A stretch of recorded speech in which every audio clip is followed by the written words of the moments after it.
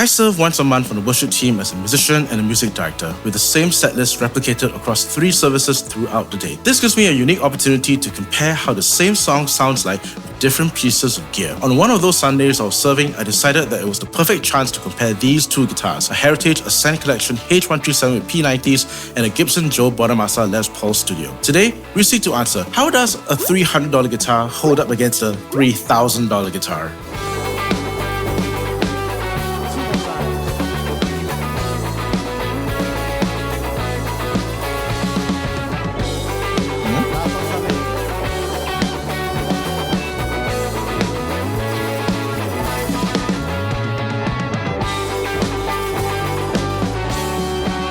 For a fair comparison, I kept the signal chain exactly the same. Same pedal board, same effects used, same amp and cab tones.